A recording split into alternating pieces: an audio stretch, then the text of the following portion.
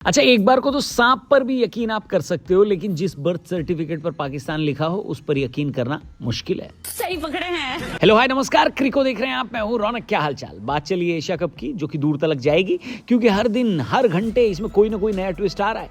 Asia cup की trophy जिसे जीता था हमने, उसे लेकर भागा सलमान आगा का आका मोहसिन नकवी अब खेल कर रहा है, और गंदा खेल। पर्दे के पीछे नाटक चल रहा है, क्योंकि अब तक जो ट्रॉफी हिंदुस्तान में होनी चाहिए थी वो किधर है, किसी को कुछ पता नहीं।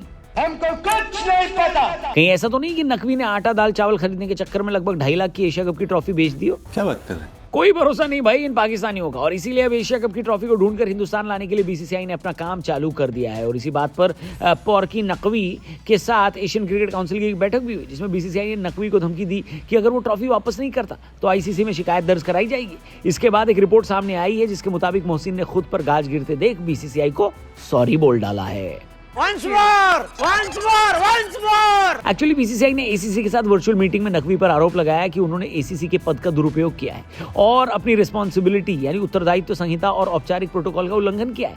एसीसी प्रमुख के तौर पर विजेताओं का सम्मान करना उनकी सबसे अहम रिस्पॉन्सिबिलिटी थी, लेकिन ट्रॉफी लेकर भाग जाने के उनके इस कदम से भारतीय टीम का अपमान हुआ है और पूरा माहौल शर्मनाक हो गया है। रिपोर्ट्स की माने तो नकवी ट्रॉफी और मेडल्स को अपने दुबई होटल रूम में ले गए। उनके इस कदम से एसीसी नहीं बल्कि आईसीसी की साख भी कम हुई है और भविष्य के आयोजनों के लिए खतरनाक एग्जाम्पल पेश हुआ है।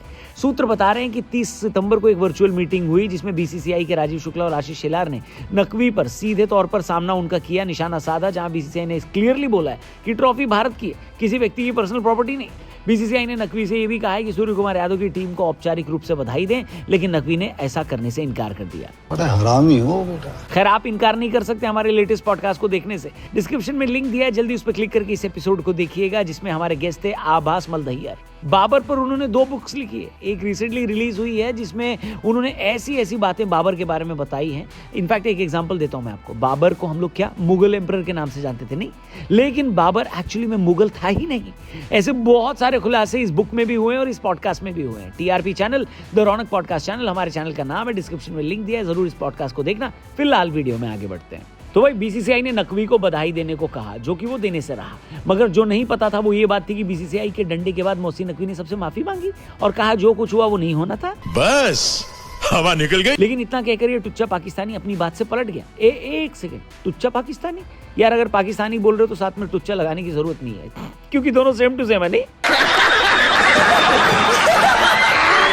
मतलब इन ग्रोसरी वाले नकवी ने वर्चुअल मीटिंग के दौरान ट्रॉफी चोरी करने वाली बात पर खेद तो जताया, लेकिन साथ ही बोला कि भारतीय टीम के कैप्टन सूर्य कुमार यादव अब दुबई आकर खुद ट्रॉफी ले लें, क्योंकि उन्होंने ट्रॉफी यूएई बोर्ड को सौंप दी है। गजब टूपीबाज आदमी। बोला यार नकवी, ये बात तुम्हें पहले से पता थी कि अगर इंडिया फाइनल जीतता है तो तुमसे ट्रॉफी कभी नहीं लेने वाला, क्योंकि ऑलरेडी एशिया कप में कई तरह के विवादों का बुफे लग चुका था। पहला, जब भारतीय कप्तान सूर्य कुमार यादव ने पाक कप्तान सलमान आगा से हाथ नहीं मिलाया। दूसरा, जब पाकिस्तान टीम ने यूएई से खेलने से इनकार किया और मैच 1 घंटे की देरी से शुरू हुआ। और तीसरा कंट्रोवर्सी, तीसरा विवाद, जब रऊफ ने प्लेन क्रैश का भद्दा इशारा किया और फिर अभिषेक और गिल से भी भिड़े। ऐसे में नकवी को पूरी तरह से मालूम था कि भारत फाइनल जीतने के बाद किसी भी कीमत पर उससे ट्रॉफी नहीं लेगा, और ये बात टीम इंडिया ने मैच रेफरी तक को बता दी थी। मगर नकवी ठहरा ढीठ एक नंबर, और वो अपनी बात पर अड़ा रहा कि जो भी हो जाए ट्रॉफी मैं ही दूंगा। अब देखो नकवी, इस चक्कर में तुमने अपनी बेइज्जती का इंतजाम खुद कर लिया, और फिर कह रहे हो कि भरे मैदान पर तुम्हें पोडियम पर वेट कराकर ह्यूमिलेट किया गया। मुझे यकीन है कि तुम और तुम्हारे लोगों को ऐसे बेइज्जत होने में मजा आने लगा है। वैसे भी एशिया कप की ट्रॉफी तो हमें पूरा यकीन है बीसीसीआई वापस ले ही आएगी।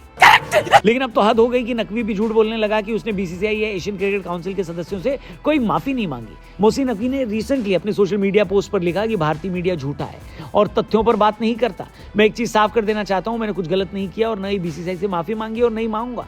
ये झूठी अफवाहें सिर्फ प्रोपेगेंडा है, जिनका उद्देश्य सिर्फ और सिर्फ अपने लोगों को गुमराह करना है। नकवी ने ये बात बोली और उनकी वे बात सुनकर मिर्जापुर के गुड्डू भैया ने पता है क्या कहा? अबे गुलाम तुम्हारी क्या बढ़िया था गुरु। तो इसी बढ़िया बात के साथ वीडियो को करते हैं समाप्त। वीडियो पसंद आई हो तो चैनल को जरूर सब्सक्राइब करना, और हमारे लेटेस्ट पॉडकास्ट को देखने के लिए हमारे टीआरपी चैनल पर जरूर जाना। Thank you for watching. कल मिलते हैं। जय हिंद।